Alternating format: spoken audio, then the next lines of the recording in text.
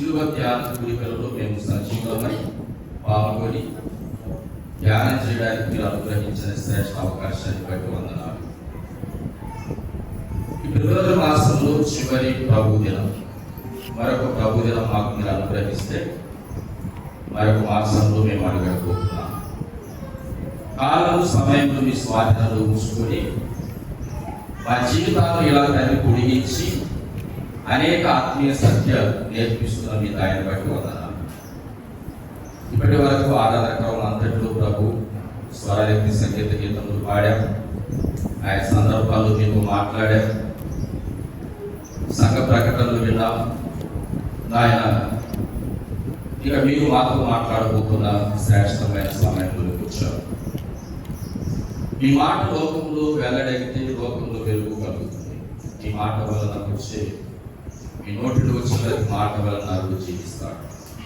కనుక మీ మాటలు మేము శ్రద్ధగా విని మా జీవితాలందరినీ మీ వైపులకు మళ్లింప చేసుకుని సాగిపోవడానికి మీ కృప మాపై దయచేయమని దీనులను వాడుకొని మీ మాటలు వివరించడానికి మీ సాధనంగా ఉపయోగించుకున్నామని వాక్య వినాలని ఆసక్తున్న ప్రాంతాల్లో ప్రకటించువారు లేని కొరతలు తీర్చి వాక్యం ప్రకటింపబడకుండా అంగీకరించి అవిధేయులుగా చూపిస్తున్న అనేకులను మీరు హెచ్చరించి నడిపించమని కోరుతూ యేసయ్య ఉన్నతమైన శక్తివంతమైన నామంలో ప్రార్థించి బ్రతిమాలి అడిగి వేడుకొంచున్నాము తండ్రి.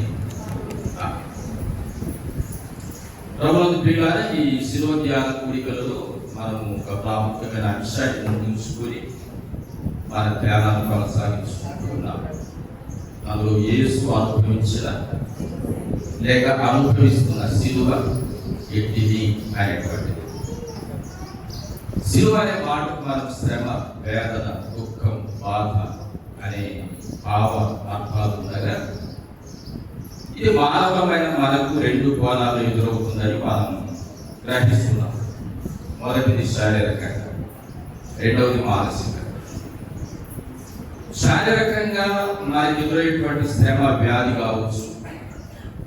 ఒకవేళ మన శరీరం మోయలేని ఒక బరువు మన తల మీద ఉన్నప్పుడు కావచ్చు, మన శరీరం మీద అయినటువంటి కొన్ని గాయాలు కావచ్చు. అలాంటివి మన శరీరాన్ని నొప్పి పెడతాయి, బాధ పెడతాయి.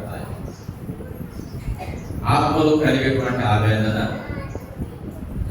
మరి అనవసరమైనటువంటి నిందలు మన మీదకి వచ్చినప్పుడు కావచ్చు, లేక కొన్నిసార్లు మనం ఇతరుల యొక్క దూషణలకు గురైనప్పుడు కావచ్చు. అలాంటి సందర్భాల్లో మానసికంగా మనం ఒత్తిడి పడతాం. కొన్నిసార్లు మన బిడ్డలు మన మాట వినకపోతున్నటువంటి దానిని బట్టి మనం మానసికంగా ఒత్తిడి పడుతుంటాం. కాబట్టి శారీరకంగా పడేటువంటి ప్రతి శ్రమకు మందుంది, కానీ మానసికంగా పడే శ్రమకు మందు లేదు అనేటువంటిది పెద్దలు మామూలుగా చెప్పినటువంటి సామెత. కాబట్టి యేసు అనుభవించిన శిలువ కూడా ఆయన 2000 సంవత్సరములకు ముందు ఒక పొయ్యి శిలువను మోసి సర్వ మానవాళి పాప పరిహారం కొరకు తన రక్తాన్ని చిందించి ఆయన రక్తం చేత సర్వ మానవుల పాప అంటే ఒప్పుకొని విడిచిపెట్టిన ప్రతి వ్యక్తి పాపాన్ని ఆయన కడిగి వేస్తున్నాడు అనేది మనం గ్రహించినప్పుడు, ఇంకా పాపమును ఒప్పుకొనక విడిచిపెట్టక జీవిస్తున్న అనేకుల విషయమై ఆయన ఆత్మ పడుతున్నటువంటి ఆవేదనే ఆయన నేడు అనుభవిస్తున్న శిలువ అనేది మనం గమనిస్తూ ఉన్నాం. అందుకు ప్రాముఖ్యంగా పాపము యొక్క భయంకర స్థితి మనం చూస్తున్నప్పుడు, పాపాన్ని హరించడానికి దేవుడు ఆయన ప్రణాళికలు ఆయన సిద్ధం చేసిన మానవుని పాపం ఎక్కడో ఒక దగ్గర ఏదో ఒక మూలన దాని ప్రతాపాన్ని మళ్ళా చూపుతూనే వస్తుంది అనేది మనం గమనిస్తాం. ఎందుకంటే జలప్రలయంలో భూమి మీద విస్తరించినటువంటి పాపం అంతా తుడిచిపెట్టి నీతిమంతుడైనటువంటి నోవహు ద్వారా మరలా జనరేషన్ భూమికి రావాలని దేవుడు తలంచిన పాపము అక్కడితో హరించి పోలేదు. అలా నోవహు ఉంటే ఈ మత్తు పదార్థాలు సేవించేటువంటి రీతిలో పాపాలు పరిపక్వత చెందుతూ మానవ జీవితాలు దేవుని దృష్టికి అయోగ్యంగా మలుస్తూనే సాగిపోతున్నాయి అనేది మనం దేవుని వాక్య భాగాలు చదువుతున్నప్పుడు మనకు అర్థమవుతున్నాయి. అందుకే పాపం యొక్క విస్తృత రూపం లేదా పాపం యొక్క పరిపక్వత శిలువ భారమవుతుంది అనగా దేవుని ఆత్మ తీవ్రమైన వేదన పడుతుంది. శిలువ భారం అంటే యేసు లేక దేవుని ఆత్మ బహు వేదన పడుతుంది. ఆ బిడ్డలు మనం చెప్పినట్లు వినకపోతే, మనం ఆశించిన ఆశయాలను అందుకోకపోతే మనం ఎంత మానసికంగా కుంగిపోతామో, దేవుని పిల్లలంగా మనం కూడా ఆయన ఆశించిన రీతిగా ఆయన కోరుకున్న విధంగా మనం బ్రతకకపోవడం, జీవించకపోవడాన్ని బట్టి ఆయన అంతరాత్మ పోషిస్తుంది అనేది మనం గమనిస్తూ, ఈ శిలువ ఏదేలోనే ప్రారంభమైంది అనేటువంటిది మీకు ప్రారంభంలో తెలియజేస్తుంది. ఎందుకంటే మానవుడు ఆజ్ఞాతిక్రమ పాపం చేసినప్పుడు దేవుడు మానవుల నిమిత్తమై ఆయన చెందిన పశ్చాత్తాపమే ఆయన శిలువ అనే దాన్ని మనం గుర్తిస్తూ వస్తున్నాం. ఇక గడిచిన ధ్యానం మనం సమూయేలు 2వ గ్రంథ ఆధారంగా కొన్ని విషయాలు నేర్చుకుంటూ వచ్చాము. దాదాపుగా ఈ శిలువ భయంకరత్వాన్ని మనం ఆది కాండం నుండి ఆయా గ్రంథాల్లో మానవ తప్పిదాలను చూస్తూ వస్తూ ఉన్నాం. ఆ మానవ తప్పిదాలే ఆయనను బాధపరుస్తున్నాయి అనేటువంటి దాన్ని మనము తెలుసుకుంటూ ఉన్నాం. కాబట్టి గడిచినటువంటి ధ్యానంలో మనం సమూయేలు 2వ గ్రంథ ఆధారంతో కొన్ని విషయాలు నేర్చుకున్నాం. మీకు జ్ఞాపకం ఉండి ఉంటాయనుకుంటా. మొదటిది, ఏది మానవులు చేసే తప్పు? గడిచిన ధ్యానం ఈరోజు కాదు, కనీసం ఆ హెడ్డింగ్స్ అన్న మీరు గుర్తుపెట్టుకోకపోతే ఎలా చెప్పండి. సౌలు కాదు, తప్పును ప్రశ్నిస్తే ప్లేటు విరాగిస్తారు. నేను తప్పు చేస్తున్నావని నేను అన్నాను అనుకో, నా దగ్గర ఉన్న వ్యక్తిని నా దగ్గర నుండి వెళ్ళిపోయి ఒకరి దగ్గర చేస్తాను. తప్పును కనిపిస్తే సరి చేసుకోవడం కాదు, అక్కడి నుండి ప్లేట్ ఫిరాయించడం అనేటువంటిది జరుగుతుంది. అబ్నేరు కూడా ఇష్బోషెతు మరి సౌలు యొక్క ఆమెతో, అంటే సౌలు ఉపపత్నితో ఆయన ఉన్నదాన్ని ఇష్బోషెతు ప్రశ్నించాడు. ఇది కరెక్ట్ కాదు కదా. అక్కడ ఆయన వెళ్ళిపోయి దావీదు దగ్గర చెప్పాడు. అప్పటి వరకు ఆయన ఎవరి దగ్గర ఉన్నారు? లేరు, సౌలు దగ్గర, సౌలు కుమారునితో అనుచరులతో ఉన్నారు. కాబట్టి తప్పును కనిపిస్తే సరి చేసుకున్నామనే తత్వము లేదు. నన్ను ఈ మాట అన్నాడు, నేను ఆయన దగ్గర పోయి చేస్తాను. అది పాపంలో ఒక భయంకరమైనటువంటి ఈనాడు లోకంలో జరిగినంతా కూడా ఆ పాపంలో కనపడుతుంది. లోకంలో జరిగినంతా కూడా ఆ విధంగానే కనపడుతుంది. తప్పును ఖండిస్తే ఎవరు ఒప్పుకుని విడిచిపెట్టడము లేదు. రెండవది, నమ్మక ద్రోహం. నమ్మక ద్రోహం మానవుడు చేస్తూ వచ్చాడు. అందులో మనం ప్రత్యేకంగా సమూయేలు 2వ గ్రంథంలో 4వ అధ్యాయం ధ్యానంగా మనం ఆ విషయాలు గమనించాలి. అందులో ప్రత్యేకంగా మరి ఇక్కడ ఈయన సైనికులుగా ఉంటూనే, ఇష్బోషెతు సైనికులుగా ఉంటూనే ఈ రేఖాబు బయన అనేటువంటి వారు ఏం చేశారు? ఇష్బోషెతును చంపేశారు. ఆయన సైనికులుగా ఉన్నారు, ఆయన సైన్యంలో ఉన్నారు. కాబట్టి రాజైనటువంటి ఇష్బోషెతును చంపి వారు దావీదు దగ్గరికి వెళ్ళిపోయారు. నమ్మక ద్రోహం అంటే మనం వారి దగ్గర ఉంటూ, వారి దగ్గర పని చేస్తూ, వారి దగ్గర మనం కుదరకపోతే వారిని పిల్లు తలపెట్టి అవసరమైతే వారిని చంపేసి ఇంకొకరి పంచన చేరిపోవడం అనేటువంటిది మానవులలో ఈనాడు పెరుగుతున్నటువంటి పాపం అనేటువంటి దానితో మరి మనం గమనిస్తాం. మూడవది, మనిషి తన ఊహను బట్టి దేవుని చట్టాన్ని ఉల్లంఘిస్తాడు, తను ఊహిస్తాడు. వాక్యాన్ని సరిచూసుకోడు, తన ఊహతో వెళ్తాడు. దేవుడు మరి మందసానికి విషయంలో ఆయన చెప్పినటువంటి మాట, యాజకుడు మందసాన్ని మోయాలి. కానీ ఆనాడు వారు ఏం చేశారు, ఒక కొత్త బండి తయారు చేసి మందసాన్ని తీసుకొని రావడానికి ప్రయత్నం చేశారు. అది చేయమని దేవుడు వాక్యము చెప్పలేదు. యాజకులు మందసాన్ని మోయాలి, లేవీయులు మోయాలి.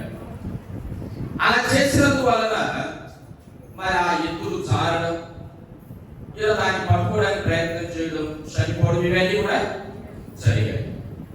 కాబట్టి మనం ఒక బండి చేసి బండి మీద ఊరేగించుకుంటూ వస్తే చాలా బాగుంటుంది అనుకుంటాం మనం కదా. మోసడానికంటే బండి తయారు చేసి బండి మీద పెట్టి మందసాన్ని తీసుకొని వస్తే చాలా బాగుంటుంది అనుకుంటాం. కానీ దేవుడు అలా చెప్పలేదు, వాక్యం అలా చెప్పలేదు. మనిషి తన ఊహతో చేసేటువంటి ఆ కార్యకలాపాల వలన దేవుని పాపం వస్తుంది. ఉచ్చాపై ఆ సాగుతున్నటువంటి లేక ఆ ఎద్దులు కాలు సాగినప్పుడు ఊగుతున్న మందసాన్ని పట్టుకొని చనిపోయాడు. కాబట్టి మన ఊహలు కాదు, మనకు వచ్చే ప్రతి ఊహ దేవుని వాక్యంతో మనము సరి చేసుకోవాలి. ఇది వాక్యానుసారంగా ఉందా లేదా అనేదాన్ని మనం వాక్యంతో సరి చూసుకోవాలి అనేది తెలియజేస్తారు. తర్వాత నాలుగవది, సెంటిమెంట్లతో మనం చెడిపోతుంటాం. సెంటిమెంట్లు ఉంటాయి కొందరికి కదా, వాటితో మనం చెడిపోతూ ఉంటాం. ఎప్పుడైతే ఉజ్జాయి చనిపోయాడో మందసాన్ని దావీదు మరి అపరాధి తీసుకుని రావడానికి భయపడిపోయాడు. కాబట్టి మనసు అక్కడ ఉండడం మంచిది కాదేమో అనేటువంటి ఈ సెంటిమెంట్లు చాలా ఉంటాయి మనకు. ఇది ఒకటే కాదు, చాలా ఉంటాయి ఇలాంటి సెంటిమెంట్. వీటి వల్ల మనం చెడిపోతాం.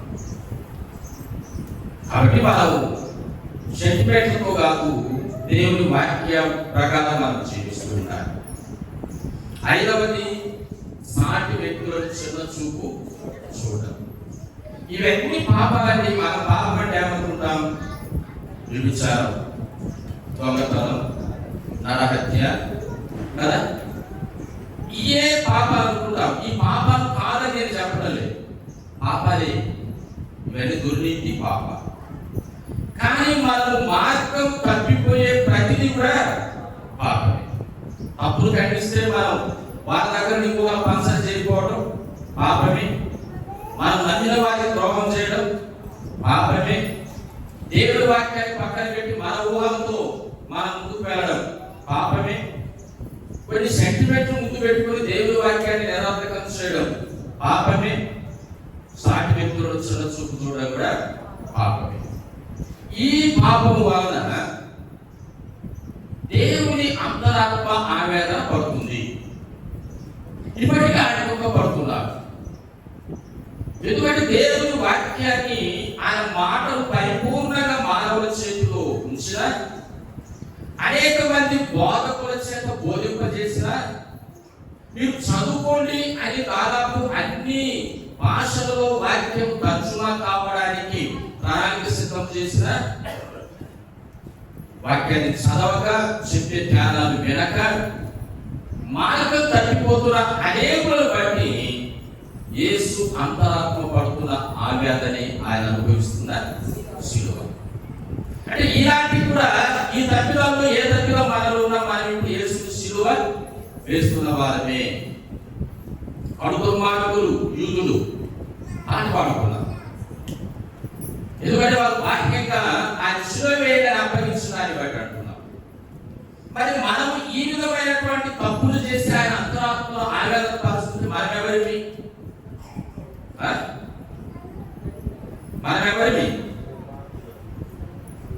మనం కూడా కడు దుర్మార్గులమే. ఎందుకంటే ఆయన వాక్యం ఇంత వివరంగా మనకు అందిస్తూ ఉన్నా వాక్యానికి మనం ఇంకా లోబడకపోతే, విధేయులు కాకపోతే, మనం కూడా ఇప్పుడు ఆయన ఆత్మ దుఃఖపరిచే వారంగా ఉంటే, ఆయన ఏడిపించే వారంగానే ఉంటే, మనం ఇప్పటికి కూడా దుర్మార్గమే అనేటువంటి విషయాన్ని మనం అర్థం చేసుకోవాలి. అర్థం చేసుకుని వాటిని మనము సరి చేసుకోవాలి, అలాంటివి మనలో ఉంటే వాటిని మనలో నుండి తీసివేసుకోవాలి, వాటి నుండి మనం ప్రక్కన పెట్టుకోవాలి అనే విషయాన్ని జ్ఞాపకాన్ని చేస్తున్నాను. ఇక మనం చదువుతున్నటువంటి లేఖన భాగం సమూయేలు 2వ గ్రంథం 10వ అధ్యాయం మొదటి 5 వచనాలు మనం చదువుతున్నాం. ఇక్కడ పాపం యొక్క పరిపక్వత అంటే మనిషి హృదయంలో పాపం దూరి ఏదో ఒక విధంగా తప్పిదం చేసేటువంటి విధంగా మానవులు ప్రోత్సహించేటువంటి దానిలో ఈ భాగాన్ని మనం గమనించి చూస్తే వ్యక్తి యొక్క వ్యక్తిత్వాన్ని అర్థం చేసుకోకపోవడం, అంటే ఒక వ్యక్తి యొక్క వ్యక్తిత్వం ఎలాంటిది అని మనం అర్థం చేసుకోకపోవడం కూడా మనము పాపానికి చోటిస్తున్నటువంటి దానికి నిదర్శనం. ఈ వ్యక్తి ఎలాంటి వాడు అని మనం ఆ వ్యక్తి యొక్క వ్యక్తిత్వాన్ని అర్థం చేసుకోకపోవడం ద్వారా మనం కొన్ని విషయాల్లో మార్గం తప్పిపోవాల్సిన పరిస్థితులు ఏర్పడతాయి, మార్గం తప్పిపోయే పరిస్థితులు ఏర్పడతాయి. కాబట్టి మనం వ్యక్తి యొక్క వ్యక్తిత్వాన్ని మనం గుర్తించగలగాలి, అంచనా వేయగలగాలి, గ్రహించగలగాలి. అలా గ్రహిస్తూ మనం వెళితే మనం పాపాలు చేయకుండా, తప్పిదాలు చేయకుండా ఉండడానికి అవకాశము ఉంటుంది. పరిశుద్ధ గ్రంథమైన బైబిల్లో మనం రాజుల 2వ గ్రంథం 4వ అధ్యాయం చదువుతున్నప్పుడు ఇక్కడ సునేమియురాలైనటువంటి కనురాలైనటువంటి ఆ స్త్రీ ఎలీషా గురించి ఒక మాట అనేటువంటి విషయాన్ని మనం గమనించి చూస్తే 9వ వచనంలో కాగా ఆమె తన పెనిమిటిని చూసి మన యొద్దకు వచ్చుచు పోవచ్చున్న వాడు భక్తి గల దైవజనుడని నేను ఎరుగుదును అన్నది. మన భర్తతో మాట్లాడితే మనది మన దగ్గరకు వచ్చుచు పోవచ్చున్న ఆయన భక్తి గల దైవజనుడని నేను ఎరుగుదును. ఎలా ఎదిగింది? ఎలీషా యొక్క వ్యక్తిత్వం, ఎలీషా యొక్క ప్రవర్తన, ఎలీషా యొక్క మాట తీరు, ఇవన్నీ ఆమె గమనించింది. కాబట్టి తన భర్తతో ఆమె ఏం చెప్తుందంటే, మన దగ్గరకు వచ్చి పోచున్నటువంటి ఆయన భక్తిగల దైవజనుడని నేను ఎరుగుదును అని. మామూలుగా దైవజనుడు అలా, భక్తిగల దైవజనుడు అని నాకు తెలుసు అని. కాబట్టి ప్రియ దేవుని బిడ్డలారా, మన వ్యక్తిత్వాన్ని అంచనా వేయగలిగేటువంటి ఆ యొక్క సామర్థ్యం కూడా మనకు ఉండాలి. ఈ వ్యక్తి ఎలాంటి వాడు, ఈ వ్యక్తి ఏ విధమైన వాడు, ఎలా అంచనా వేయగలుగుతారంటే వారి మాటలు మనకు అర్థమవుతాయి, వారి క్రియలు కూడా కొన్నిసార్లు మనం ఆయా సందర్భాల్లో విని ఉంటాం కదా. వారు చేసే క్రియలు ఆయా సందర్భాల్లో మనం విని ఉంటాం, వారి మాట తీరు, వారి ప్రవర్తన విధానం మనకు అర్థము అవుతుంది. కాబట్టి అలాంటప్పుడు ఆ వ్యక్తి యొక్క వ్యక్తిత్వం ఎలాంటిదో మనం గ్రహించగలిగితే దానికి సరైన విధంగా మనం ముందుకు వెళ్తాం. గ్రహించలేదనుకోండి, ఆ వ్యక్తి వ్యక్తిత్వాన్ని మనం గ్రహించలేదనుకోండి, మనము ఏదో ఒక పొరపాటులో పడిపోవాల్సి వస్తుంది. దాని వలన పాపం అనేటువంటిది మరలా మనం జీవితాల్లో అది పరిపక్వత అవుతున్నటువంటి దానికి మూలము అవుతుంది అనే విషయాన్ని గమనించాలి. మన చదువుల లేఖన భాగంలో దానికి మనకు బోధమిస్తున్నటువంటి మాటలు ఏంటంటే, పిమ్మట అమోను రాజు మృతి పొందగా అతని కుమారులకు హానూను అతని రాజ్యం ఏలుచుండెను. దావీదు హానూను తండ్రి అయిన నాహసు నాకు చేసిన ఉపకారములకు నేను హానూనుకు ప్రత్యుపకారం చేయను అనుకొని అతని తండ్రి నిమిత్తం అతని ఓదార్చుటకై తన సేవకుల చేత సమాచారం పంపించను అనే మాటలు మనకు అర్థమవుతున్నాయి. ఇక్కడ అమోనీయుల రాజు అయినటువంటి నాహసు అనే ఆయన చనిపోయాడు. ఆయన కుమారుడైనటువంటి హానూను అనేటువంటి ఆయన రాజ్యానికి వచ్చాడు. మరి హానూను నాహసు చనిపోయాడు కాబట్టి హానూను ఓదార్తాం ఆయనకు ఓదార్పు మాటలు చెప్పాలి అనేటువంటి ఉద్దేశంతో దావీదు తన సేవకులను అక్కడికి పంపాడు. మీరు వెళ్ళి మరి ఆమెను నా పక్షంగా ఆయన సంతాపం తెలిపి ఆయన ఓదార్చండి, ధైర్యపరచండి అని చెప్పి దావీదు గారు తన సేవకులను అక్కడికి పంపించాడు. ఎందుకంటే దావీదుకు నాహసు కొన్ని సందర్భాల్లో కొన్ని ఉపకారాలు చేశాడు. ఆ ఉపకారాలను తాను మనసులో పెట్టుకొని ప్రత్యుపకారంగా తన తండ్రి చేసినటువంటి ఉపకారానికి తను మేలుకరంగా అతన్ని ఓదార్చాలి, ఆదరించాలి. తండ్రిని పోగొట్టుకున్నాడు కాబట్టి తనను ఓదార్చాలి అనేటువంటి ఉద్దేశంతో దావీదు పంపించాడు.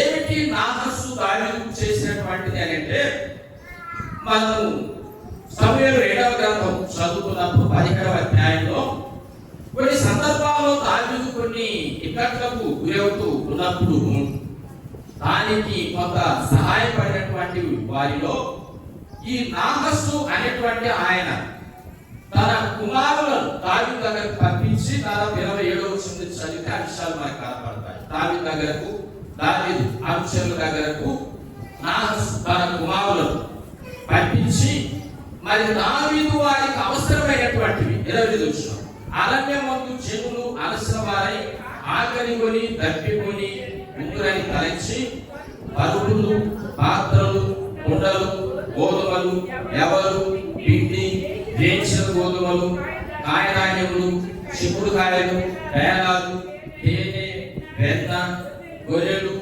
చున్ను ముద్దలు దావీదును అతని యొద్ద ఉన్న జనులకు భోజనం చేయుటకై పంపించాడు. ఎవరు? నాహసు అనేటువంటి ఈయన తన కుమారులతో తన దగ్గర ఉన్నటువంటి పరిచారకులతో, ఇవన్నీ కూడా దావీదు సహచరులు అరణ్యంలో కొంత అలసిపోయి ఇబ్బంది పడుతున్నారు అనేటువంటిది తెలుసుకున్న తర్వాత ఇవన్నీ పంపించాడు. ఇదేమవుతుంది? ఇది ఉపకారం అవుతుంది.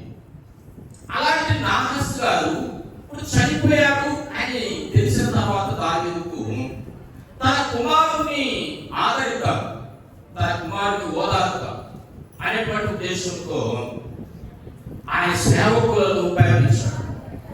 తన సేవకులను పంపించాడు. కాబట్టి మనం ఆ మాటలు జాగ్రత్తగా వింటున్నప్పుడు వ్యక్తి యొక్క వ్యక్తిత్వాన్ని మనం అర్థం చేసుకునేటువంటి విషయంలో మన దగ్గర వచ్చే వ్యక్తులు పూర్వం వారు ఎలా ఉన్నారు, పూర్వపు వారి స్థితిగతులు ఎలా ఉన్నాయి అనేది మనము అంచనా వేసుకోవాలి. అలా అంచనా వేసుకోలేకపోతే మనము తప్పిపోతాం, మన మార్గము తప్పిపోయేటువంటి ప్రమాదం ఉంది. వ్యక్తిత్వాన్ని మనం గుర్తించలేకపోతే మన మార్గం తప్పిపోయే ప్రమాదం ఉంది అనేది మనం అర్థం చేసుకోవాలి, గ్రహించాలి. అలాగే మన సమూయేలు మొదటి గ్రంథం కూడా చదువుతుంటే 25వ అధ్యాయం దావీదు సహచరులు వారు సౌలు చేత తప్పబడినప్పుడు అరణ్యానికి వచ్చి మరి అక్కడ ఈ అబీగయీలు నాబాలు ఉన్నాడు కదా, అబీగయీలు భర్త, ఆయన దగ్గరకు మాకు కొంత ఆహారము పంపించమని అడగడానికి తన సేవకుడు పంపించాడు. నాబాలు దానికి అంగీకారం తెలపలేదు. అప్పుడు మరి ఆయన సహచరులు అంటే నాబాలు సహచరులు, నాబాలు భార్యతో చెప్తున్నటువంటి మాట మనం చూస్తే 25వ అధ్యాయం 16 పనివాడు ఒకడు నాబాలు భార్య అబీగయీలుకు ఇట్లనేను, అమ్మా దావీదు అరణ్యంలో నుండి మన యజమానులు కుశల ప్రశ్నలు అడుగుతున్నై దూతలు పంపించగా అతడు వారితో కఠినంగా మాట్లాడాడు. అయితే ఆ మనుషుడు మాకెంతో ఉపకారం చేశారు. ఏ మనుషుడు? దావీదు యొక్క సహచరులు మాకు చాలా ఉపకారం చేశారు. ఇప్పుడు ఆయన తన అవసరం కోసం పంపిస్తే మన యజమానుడు చాలా కఠినంగా మాట్లాడాడు. కాబట్టి అయితే ఆ మనుషులు మాకెంతో ఉపకారము చేస్తున్నారు. మేము పొలంలో వారి మధ్యన సంచరించుచున్నంత సేపు అపాయం గాని నష్టము గాని మాకు సంభవింపలేదు. మేము గొర్రెలను కాల్చున్నంత సేపు వారు రాత్రి పగలు మా చుట్టూ ప్రాకారముగా ఉంది అనే మాట తెలియజేస్తుంది. ఎవరు చెప్పారు ఈ మాట? నాబాలు యొక్క గొర్రెల కాపరి. దానికి పంపిన మనుషులను తిరస్కరించి పంపించేశారు కదా నాబాలు. అప్పుడు నాబాలు యొక్క గొర్రెల కాపర్లు అబిగయలుతో చెప్తున్నారు, నాబాలు భార్య అబిగయలుతో, అమ్మా మేము అరణ్యంలో మందలు కాస్తున్నప్పుడు దావీదు సహచరులు నాకు చాలా ఉపకారం చేశారు. ఈ మాటలు సహజంగా మనకు సాధారణంగా వింటూ ఉంటాం. అంటే ఒక వ్యక్తి మనం చేసేటువంటి మంచి మేలు ఉపకారాన్ని మనం వింటూ ఉంటాం. వింటున్నప్పుడు ఆ వ్యక్తి యొక్క వ్యక్తిత్వాన్ని మనం అంచనా వేసుకోవాలి. ఆ వ్యక్తి మంచివాడా చెడ్డవాడా, ఆ వ్యక్తి సహాయపడితే చేయదగిన వాడా చేయదగిన వాడా అని ఆ వ్యక్తి యొక్క వ్యక్తిత్వాన్ని మనము అంచనా వేయగలగాలి. అలా అంచనా వేయలేకపోతే మనం కొన్నిసార్లు మార్గం తప్పిపోవలసి వస్తుంది. కాబట్టి ఇక్కడ మనం చదువుకున్నటువంటి లేఖన భాగం గమనించి చూస్తుంటే ఆయన మార్గం తప్పిపోయినట్టు మనకు అనిపిస్తుంది. చూడండి, మనం 10వ అధ్యాయం చదువుతున్నప్పుడు 3వ వచనం, అమ్మోనీయుల కనులు అంటే ఎవరు? పెద్దలు, అంటే అమ్మోనీయుల రాజ్యంలో ఉన్నటువంటి పెద్దలు తమ రాజుకు ఆమెలతో ఇలాగ మాయం చేశాయి, నీ తండ్రిని సన్మానించుటకే దావీదు నీ యొద్దకు ఓదార్చు వారిని పంపిన నీవు అనుకుంటున్నావా? ఈ పట్టణము నాశనం చేయవలెనని దాన్ని శోధించుటకై వారిని వేగు నిమిత్తమే ఇక్కడికి పంపించాడని నీకు అవసరం లేదని చెప్పారు పెద్దలు. ఎవరితో? నామస్ కుమారుడైనటువంటి ఆవులతో. దావీదు నీ మీదే ప్రేమ కలిగి కాదని పంపించింది, నీ తండ్రి మీద ప్రేమ కలిగి కాదు. వాళ్ళు వచ్చి ఇక్కడ మన రహస్యాలు తెలుసుకుని ఆ తర్వాత వెళ్ళి మనం నాశనం చేయాలనేటువంటి ఉద్దేశంతో ఆయన తన సహచరుడు పంపించాడు, వినోదాంశాన్ని కాదు అని చెప్పారు. ఎవరు? అమోనీయుల యొక్క పెద్దలైనటువంటి వారు ఆ మాట చెప్పారు. ఆ మాట చెప్పిన వెంటనే మరి ఆమె ఏమనాలి? లేదులేండి, మా నాన్నకు దావీదు గారికి ఉన్నటువంటి సంబంధం చాలా మంచి సంబంధం. వారికి దావీదు గారి కష్టాలు ఉన్నప్పుడు మా నాన్న ఆయనకు సహాయపడ్డాడు. దావీదు గారు మన మీద ఎలాంటి ప్రతీకారం తీర్చుకోడులే, దావీదు వ్యక్తిత్వం మంచిది అని చెప్పగలగాలి. అంటే దావీదు వ్యక్తిత్వాన్ని అంచనా వేసుకుంటే అలా చెప్పి ఉండే వాడు. కానీ దావీదు వ్యక్తిత్వాన్ని అలా తను గ్రహించలేకపోయాడు. కాబట్టి ఇక్కడ వెంటనే ఏం చేశాడు అని అంటే ఈ పెద్దల మాట విన్నాడు. పెద్దల మాట విన్నాడు. కాబట్టి ఎప్పుడైతే మనం ఒక వ్యక్తిత్వాన్ని మనం గ్రహించలేకపోతామో అప్పుడు కొన్నిసార్లు మనం ఏం చేయాల్సి వస్తుందంటే కొన్ని చెప్పుడు మాటలు వినాల్సి వస్తుంది. అంటే ఇప్పుడు అమ్మోనీయుల పెద్దలే కదా ఆదు రాజు చెప్తుంది చెప్పుడు మాట. అందుకే పెద్దలు ఒక సామెత అంటారు, విన్న మాట కంటే సామెతలు రావాలి నీకు, లేకపోతే చెప్పకూడదే. విన్న మాట కంటే చెప్పుడు మాట చెప్పు. మనం ఒక మాట విన్నా కూడా దాన్ని అలా గుర్తు చేసుకుని పోతాం. కానీ అదే మాట ఇంకొకటి వస్తే ఏం చేస్తారంటే దానికి ఇంకోటి కలిపి మనకి కొంచెం బాధ కలిగించేటువంటి విధంగా, మనలో కొంచెం పౌరుషం కలిగే విధంగా ఆచరణ పోస్తారు అన్నమాట.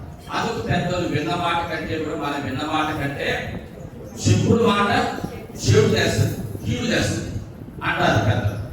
నిజంగా ఎందుకంటే మనం ఒక వ్యక్తి ఒకవేళ మన ముఖాన్ని ఏదన్నా మనం అక్కడికి దాన్ని గురి చేసుకొని వస్తాం. కానీ ఇంకొకరు వచ్చి నిన్ను అలా అన్నాడు, ఎలా అన్నాడు, ఇంకా అడ్డ మాట్లాడాలంటే మనకు పౌరుషం కూర్చుకొని వస్తుంది, పౌరుషం వస్తుంది. దానివల్ల అనేక అనర్థాలు ఎదురు కావడానికి కారణము అవుతుంది. కాబట్టి ఎప్పుడైతే ఈ మాట అమ్మోనీయుల పెద్దలు చెప్పారో వెంటనే ఆ చెప్పుడు మాట విన్నటువంటి మానవులు చేసినటువంటి పని ఏంటంటే 4వ వచనం మనం చదువుతున్నప్పుడు అతను హాములు దావీదు పంపిన సేవకులను పట్టుకొని సగము గడ్డను ఒరిగించి వారి తొడుగుకున్న బట్టలు నడిమికి పిల్లల మాటకు కత్తరించి వారిని వెళ్ళగొట్టెను అనే మాటలు చూస్తున్నాం. అంటే చెప్పుడు మాటలు విని విని అవమాన ఆయన దావీదుకున్న సంబంధాన్ని తను తెలుసుకొని దావీదు వ్యక్తిత్వాన్ని తను అంచనా వేసుకుంటే ఈ అనర్థం జరిగి ఉండేది కాదు, లేక ఈ అవమానం జరిగి ఉండేది కాదు. పెద్దలు చెప్పిన మాటలు తను తీసుకొని ఉండేవాడు కాదు. లేదంటే అలా జరగదులే, దావీదు అలా చేయడులే అనేటువంటి విధంగా తను వారితోనే సమర్థించి ఉండేవాడు. అలా తను ఆ గ్రహింపు దావీదు వ్యక్తిత్వాన్ని తను అంచనా వేయలేకపోయాడు. కాబట్టి దావీదు ఓదార్చుటకై పంపిన సేవకులను అవమానించి పంపుతున్నారు. కాబట్టి ఇక్కడ ప్రియులారా, ఒక వ్యక్తిత్వాన్ని అంచనా వేయలేకపోవడం పొరపాటే, తర్వాత చెప్పుడు మాటలు చెప్పడం కూడా పొరపాటే. వాటిని సాడీలు అంటారు. సాడీలు చెప్పడం అంటారు. చెప్పుడు మాటలు చెప్పేటువంటి వాటిని సాడీలు చెప్పడం అంటారు. దాన్ని కూడా సాక్షి చెప్తారు మన పెద్దలు. సాక్షి చెప్పేవాడి గొప్ప. కాబట్టి అలా చెప్పకూడదు, అలా చెప్పకూడదు. ఎందుకంటే అక్కడ జరిగిన సందర్భం వేరు. తండ్రి చనిపోయాడు. దావీదుకు తండ్రికి ఉన్నటువంటి సంబంధాన్ని దావీదు గ్రహించి కుమారుడు ఓదార్చడానికి పంపాడు. దావీదు మంచితనాన్ని గుర్తించి ఉంటే అలా చేసి ఉండేవాడు కాదు, అవును అనేవాడు మనం అర్థం చేస్తాం. దానివల్ల ఇప్పుడు చేసిన పని ఏంటంటే అవమానపరిచాడు. దావీదు పంపిన సేవకులను అవమానపరిచాడు. దేవుని బిడ్డలారా, ఒక వ్యక్తిని మనం అవమానపరచడం కూడా ఆ వ్యక్తిని గాయపరిచిన దానితో సమానం. అది కూడా పాపానికి మూలమే. వ్యక్తిని మనం అవమానపరచడం కూడా పాపానికి మనం చూపిస్తున్నటువంటి దానికి మూలమే అనే విషయాలు మనం అర్థం చేసుకోవాలి, గ్రహించాలి. కాబట్టి అతను చేసినటువంటి పని ఏంటంటే దావీదు పంపిన సేవకులకు సగం గడ్డ తీయించాడు, ఒక పక్కంతా ఒలిగించాడు. వాళ్ళు కట్టుకున్నటువంటి బట్టలు దాదాపు ఆ పిడుగుల వరకు అర్థించేసాడు. పిడుగుల వరకు అర్థించేసి వారిని పంపించాడు. చూసారా, ఇక్కడ తను విషయాన్ని చక్కగా అర్థం చేసుకోలేకపోయిన దాన్ని బట్టి తను చేసిన పని ఎలాగంటే అది చాలా దావీదుకు బాధ కలిగించేటువంటిది. వెళ్ళినటువంటి సేవకులకు కూడా అది ఒక గొప్ప అవమానాన్ని కలిగించేటువంటిదిగా ఉండిపోయింది అనే విషయాన్ని మనం గమనించాలి. కాబట్టి ఎవరిని అవమానపరచకూడదు, ఎవరిని మనం నిందించకూడదు, అవమానపరచకూడదు అనేటువంటి విషయాలు కూడా మనం అర్థం చేసుకోవాలి, గ్రహించాలి. ఇదే నాలుగు మాట్లాడిన విషయాలు మనం గమనిస్తే 25వ అధ్యాయం మనం మొదటి సమూయేలు గ్రంథం మనం చదువుకున్న 10వ అధ్యాయం 10వ వచనంలో నాబాలు అంటాడు, దావీదు సేవకులు వెళ్ళి దావీదు గారికి దగ్గరకు పంపించారు. దావీదు సేవకులు అరణ్యంలో ఉన్నారు, మరి ఆహారం కొరకు మీ దగ్గర కొంత ఆహారం పంపించమన్నాడు అని అంటే నాబాలు ఏమంటాడు? 10వ వచనం నాబాలు అంటున్నాడు, దావీదు ఎవడు? యెషై కుమారుడు ఎవడు? తమ యజమానులను విడిచి పారిపోయిన దాసులకు ఇప్పుడు అనేకులు ఉన్నారు కాబట్టి నేను సంపాదించింది వారందరికి ఇవ్వాలన అన్నాడు. కానీ దావీదు చేసిన ఉపకారాన్ని నాబాలు యొక్క గొర్రెల కాపరులు అనుభవించారు. ఆ అనుభవించిన దాన్ని ఇప్పుడే కాదు, ఖచ్చితంగా వారు ఆయా సందర్భాల్లో మాట్లాడుతుంటారు. మనకైతే ఇక్కడ వాక్య భాగంలో సందర్భానుసారంగా రాయబడింది. కానీ వీళ్ళు వెళ్ళిన తర్వాత అరణ్యంలో ఏమి జరిగారో అరణ్యంలో వారికి ఎవరు సహకారులుగా ఉన్నారు, ఖచ్చితంగా వారు మాట్లాడుకుంటూ ఉంటారు, యజమానులు కూడా చెబుతూ ఉంటారు. కానీ నాబాలు యొక్క వ్యక్తిత్వం సరైనటువంటిది కాదు కనుక దావీదు ఒక రకంగా అవమానపరిచే విధంగా మాట్లాడారు. దావీదెవరు? యెషయా కుమారుడెవరు? చాలా మంది యెషయా దగ్గరికి బయటకు వస్తారు.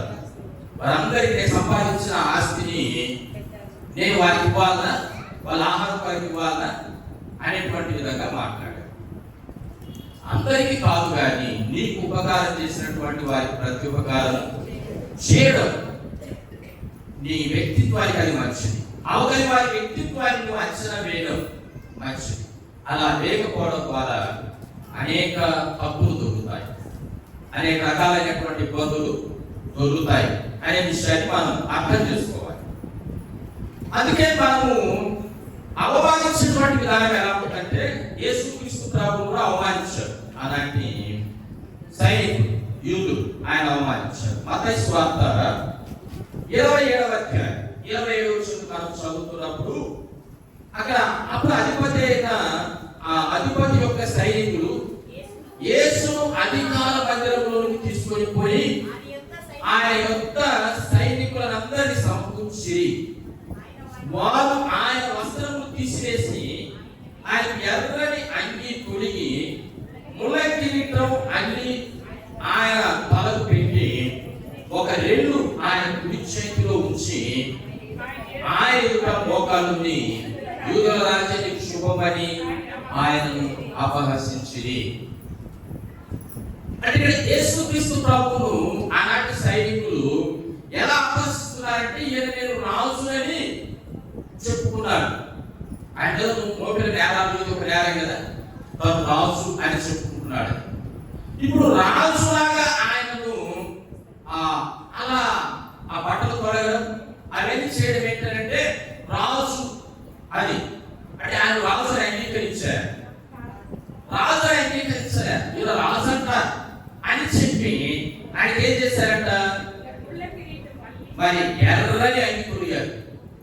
రాజు ఉదాహరణ వస్త్రాలు ధరిస్తారు కదా, ఎర్రని అంగి తొడిగి రాజు కిరీటం పెట్టుకుంటారు కదా, కాబట్టి ఆయన ఒక ముళ్ళతో కిరీటం అల్లి ఆయన తలకు పెట్టి, రాజు చేతిలో కట్ట ఉంటది కదా, ఒక రెల్లు అంటే ఒక గడ్డి పోస ఆయన చేతిలో పెట్టి యూదుల రాజ్యానికి శుభమని మొక్కారు. అంటే రాజుగా ఆయనను అపహాస్యం చేయడం.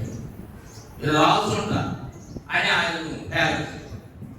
ఇలా రాజు అంట, ఇదిగో రాజు ధరించిన వస్త్రాలు ధరించారు, అబ్బో ఇలా కిరీటం ఉంది, ఇలా చేతిలో ఖడ్గం ఉంది అని ఆయన అపహాస్యం చేయడు. ఎలా చేశారు మీరు ఆయన అపహాస్యము? యేసు యొక్క వ్యక్తిత్వం వారికి తెలియదు. యేసు యొక్క వ్యక్తిత్వం, ఆయన ప్రేమ, ఆయన జాలి, ఆయన కనికరం, ఆయన వారిని ఎంత ప్రేమిస్తున్నాడో అది వారికి తెలియదు. కాబట్టి అలా ఆయన అపహరించారు, అలా ఆయన వేలం చేశారు. అదే యేసు ప్రభు యొక్క వ్యక్తిత్వం తెలిసిన వారు అలా ఆయన అపహాస్యము చేయరు కదా. యేసు ఎలాంటి వాడు ఎరిగినటువంటి వారు అలా అపహాస్యము చేయరు. కానీ మీరు ఆయన వ్యక్తిత్వం ఎరగని వారు కాబట్టి ఆయన అలా అపహాస్యం చేస్తారు. రాజులాగా ఆయన ఎర్రని గుడికి మొల కిరీటం పెట్టి ఒక గడ్డి కోసం చేతులు పెట్టి రాజు మరే ఉన్నాడు రాజు అని హేళన చేశారు. యూదుల రాజ్యం నీకు శుభం అని చెప్పి ఆయనకు నొక్కారు. ఇదంతా అపహాస్యం, హేళన చేయడం. యేసు యొక్క గొప్పతనం తెలియక, యేసు యొక్క ఉన్నత స్థానం తెలియక వారు యేసును అలా అపహాస్యము చేశారు. దావీదు వ్యక్తిత్వం తెలియక దావీదెవరు, యెషయా కుమారుడు ఎవరు అని హేళన చేశాడు. దావీదు వ్యక్తిత్వం తెలియక ఆరుమైనటువంటి రాజు దావీదు ఓదార్చుకుని పంపిన సేవకులు సగము గడ్డం అంటే వారి ఒక ప్రక్క ఒక చెంప పెట్టుబడి తీసేసి ఒక చెంప అలాగే ఉంచి వారి బట్టలను ఆ పిడుదల మట్టుకు కట్ చేసేసి వెళ్ళండి మీరని పంపించారు. అపహాస్యం తెలియక. ఆయన గొప్పతనం, దావీదు మంచివాడు, లేక దావీదుకు మా నాన్నకున్నటువంటి సంబంధం ఒక మిత్రత్వంతో కూడిన సంబంధం, వారి శత్రువులు కాదు అనేటువంటిది తెలియక ఆగున్నటువంటి అతను ఏ రీతిగా చేశాడు అనేది మనకు అర్థం. కాబట్టి అలా అపహాస్యం పాపం.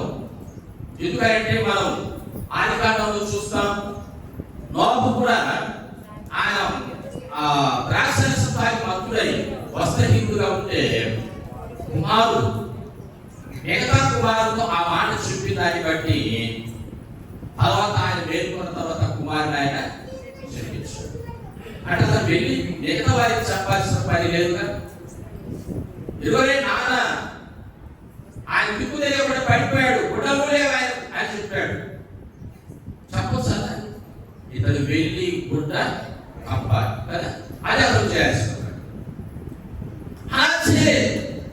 కాబట్టి నోవహు మేలుకున్న తర్వాత కణాలను చెప్పించాడు. అపహాస్యం చేయకూడదు. అపహాస్యం చేయడం కూడా పాపమే. అపహాస్యం ద్వారా అనేక అనర్థాలు ఎదురవుతాయి. అవమానం పొందినటువంటి వారు దానికి తిరుగు మరల వారు ప్రత్యుపకారం చేస్తే అనేక అనర్థాలు ఎదురవుతాయి. కాబట్టి మనందరినీ అపహసించకూడదు. అపహాస్యం చేయడం కూడా ఒక రకంగానే పాపంలో ఒక భాగమే. చాలా సందర్భాల్లో ఇవన్నీ మనము మార్గం తప్పిపోతున్న దానికి మూలంగా తీసుకోమని. పాపము అంటే మనం ఆపారంలోనే చూస్తాం. హత్యలు, మానవంగాలు ఇవన్నీ వీటిలోనే చూస్తుంటాం, కానీ మన వ్యక్తిత్వంలో ఎక్కడ పొరపడుతున్నాం అనే దాన్ని మనసును గ్రహించలేకపోతున్నాం. అదంతా దేవునికి బాధ కలిగించే విషయం.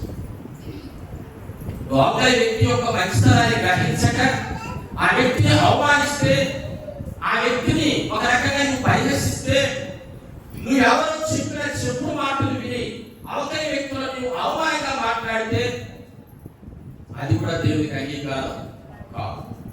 అందుకే మనం ఈ సాక్ష్యం కూడా ధ్యానం చేసుకున్నాము.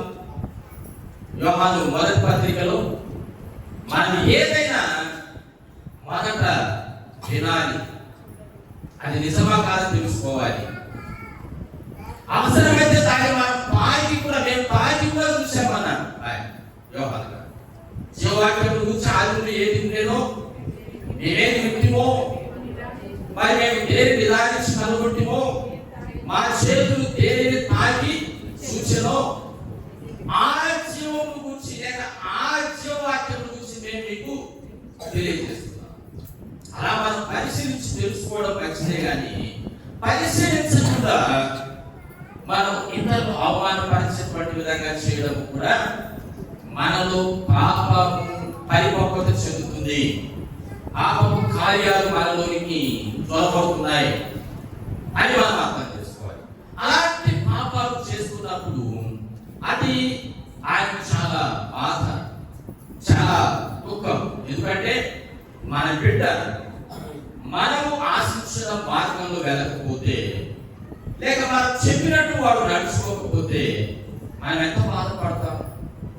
మనం ఒక మాట చెప్పాము, మన కుమారునికి కావచ్చు, మన కుమార్తెకు కావచ్చు, దాన్ని వాడు వినాలి, దాన్ని విని పాటించాలి. అనేక సార్లు మనం చెప్పుకుంటాం. ఇప్పుడు కూడా మన కార్యదర్శి ఒక హెచ్చరిక చెప్పాడు కదా, చిన్న బిడ్డలు మితిమీరిన వేగంతో బండ్లు పాడడం ద్వారా నష్టం కొన్ని సందర్భాలు జరగవచ్చు. అన్ని సందర్భాలు మనం కావుగా. ఆ మాటను తల్లిదండ్రులు పిల్లలకు చెప్పాలి, పిల్లలు దానిని వినాలి, పాటించాలి. ఇక పాటించడం లేదంటే దాని ద్వారా రకరకాలైన అనర్థాలు ఎదురవుతుంటాయి, రకరకాలైనటువంటి అపాయాలు ఎదురవుతాయి, కష్టాలు ఎదురవుతాయి, శ్రమలు ఎదురవుతాయి అనేది మనం అర్థం చేసుకోవాలి, గ్రహించాలి. కాబట్టి పాపం పరిపక్వత చెందేదానిలో ఏదో ఒక చిన్న మూలాన్ని పాపంలోకి తీసుకొని వచ్చి దాని ద్వారా తీవ్రమైనటువంటి పరిణామాలు తెస్తుంది అనేది మనం గ్రహించాలి. మరి దావీదు రాజు యొక్క సేవకులు, ఓదార్చడానికి వెళ్ళిన సేవకులు అవమానించి పంపితే ఇక దావీదు ఊరుకుంటాడా? తర్వాత వారు అనుకున్నారు, అమ్మోని మరి దావీదుగా ఇక ఊరుకోడు, వారి మీద ప్రతీకారం తీసుకుంటాడు అని వారి మిత్ర రాజ్యాలు పోగు చేసుకున్నారు. వారికి మిత్ర రాజ్యాలు ఉంటాయి కదా, వారందరినీ పోగు చేసుకుని వారి సైనికుల మరి ఆధారం తీసుకొని దావీదు ఎదుర్కోవాలని ప్రయత్నం చేశారు. కానీ దావీదు సైన్యం, దావీదు యొక్క పరాక్రమం నాటి కాలంలో ఒక అత్యున్నతమైనటువంటి స్థానంలో ఉంది. కాబట్టి అమ్మోనీయుల యొక్క మిత్ర రాజ్యాలు ఏవి కూడా దావీదు సైన్యములు నిలవలేకపోయారు. అపహాస్యం జరిగింది. వేల సంఖ్యలో సైనికులు చనిపోయారు. ఇదంతా ఎక్కడి నుండి వచ్చింది? దావీదు వ్యక్తిత్వాన్ని అర్థం చేసుకుని ఆమెను ప్రవర్తించుకుంటే ఇవన్నీ జరిగేవి కావు. ఇవన్నీ జరిగేవి కావు. కాబట్టి ఆ వ్యక్తిత్వాన్ని అర్థం చేసుకోలేదు. కాబట్టి చెప్పుడు మాటలు విన్నాడు. చెప్పుడు మాటలు విని అర్పణ సేవకులు అవమానపరిచాడు. దాని పర్యవసానం యుద్ధం. ఇటు అమోనీయుల రాజ్యమే కాకుండా మిత్ర రాజ్యాలు కూడా, సపోర్ట్ ఇచ్చిన రాజ్యాలు కూడా దావీదు సైనికుల చేతిలో తీవ్రమైనటువంటి పరిణామాన్ని ఎదుర్కొన్నారు. మీరు ఆ అధ్యాయం అంతా చదువుకుంటూ వస్తే, తర్వాత భాగంతో చదువుకుంటూ వస్తే మీకు ఆ విషయాలన్నీ కూడా కూలంకషంగా అర్థమవుతాయి. సమూయేలు 2వ గ్రంథం 10వ అధ్యాయంలో మిగతా వచనాలన్నీ మీరు చదువుకుంటూ వస్తే ఆ విషయాలన్నీ అర్థమవుతాయి. కాబట్టి అందరికి మూలం ఏంటంటే, ఒక వ్యక్తి యొక్క వ్యక్తిత్వాన్ని అర్థం చేసుకోక బలపడుతున్న పొరపాటుకు ఈ మూల్యాలు చెల్లించుకోవలసి వస్తుంది. ఇవన్నీ కూడా మనం చెల్లించుకోవాల్సిన పరిస్థితులు ఏర్పడతాయి అనేది గ్రహించాలి. అలాగే నాబాలు కూడా మూల్యాలు చెల్లించుకున్నాడు కదా. నాబాలు కూడా దావీదును అవమానంగా మాట్లాడాడు కదా. దావీదు ఎవడు? యెషై కుమారుడు ఎవడు? మరి యజమాన దగ్గర పారిపోయి వచ్చే వాళ్ళందరికీ నేను ఏమన్నా సహాయపడాలనుగా అనే విధంగా మాట్లాడాడు. ఆ మాటలకు తను చెల్లించుకోవాల్సినటువంటి మూల్యం ఇలా మనం గమనించి చూస్తుంటే, మరి ఆ వర్తమానం ఆమె సేవకుల ద్వారా విని అబిగయీలు దావీదు కోపాన్ని చల్లార్చడానికి ఆమె ప్రయత్నం చేసింది. ఎందుకంటే దావీదు ఇలా మాట్లాడాడు అనేటువంటి నాబాలుగా మాట్లాడిన దావీదు విన్న వెంటనే ఏం చేశాడు? 12వ వచనం, దావీదు పనివారు వెనుకకు తిరిగి వచ్చి రోపట్టుకుని పోయి అతనికి ఈ మాటలన్నీ తెలియజేశారు. ఏ మాటలు? నాబాలు అన్నటువంటి మాటలన్నీ కూడా చెప్పారు, తెలియజేశారు. అంతటా దావీదు వారితో, మీరందరూ మీ కత్తులు ధరించుకుని ఉండనిగా వారు కత్తులు ధరించుకుని, దావీదు కూడా కత్తి ఒకటి ధరించను. ఎందుకు ధరించదు కత్తులు? నాబాలు మీద వారు పగ తీర్చుకోవడానికి, అవమానంగా అపహాస్యంగా మాట్లాడేదానికి దావీదు సేవకులు నాబాలు ఎలా అన్నాడు అనే మాట ఎప్పుడైతే చెప్పారు, దావీదు ఏమనంటే తనకు ఉన్నటువంటి అందరూ కూడా ఖడ్గం ధరించాడు. దావీదు కూడా ఖడ్గము ధరించాడు. ఆ ఖడ్గం ధరించి వారు నాబాలు మీదకి వెళ్తున్నప్పుడు నాబాలు భార్య సేవకులు చెప్పిన మాటలు విని దావీదు పరివారానికి ఆహారాన్ని తీసుకుని వెళ్ళి, అయ్యా నాబాలు అనే మాటలో అర్థమే నీకు తెలుసు రాజా, అతను మొరటివాడు, కాబట్టి మీరు దయచేసి ఈ విషయంలో మీ కోపాన్ని చల్లార్చుకోండి అని ఆమె చెప్పింది. కానీ ఆమె అలా చెప్పి ఉండకపోతే నాబాలు కుటుంబం, నాబాలు సహచరులంతా కూడా ఘోరకరి అయి ఉండేవారు. తర్వాత కూడా ఈ వర్తమానం విన్నప్పుడు నాబాలు ఏమైపోయాడు? బిగిసుకుని చచ్చిపోయాడు, గుండె బయటకు చచ్చిపోయాడు.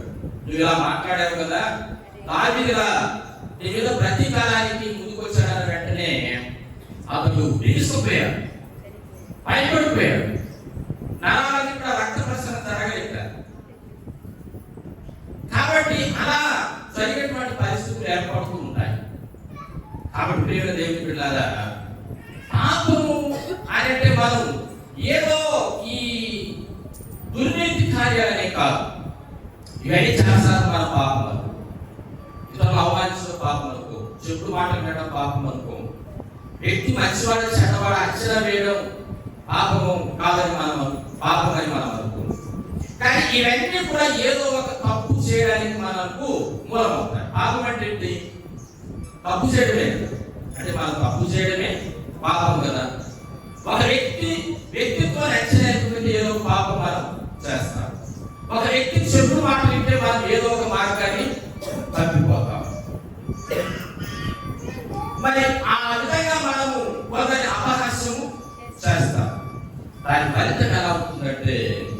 అది ఘోరకలిగా ఉంటుంది.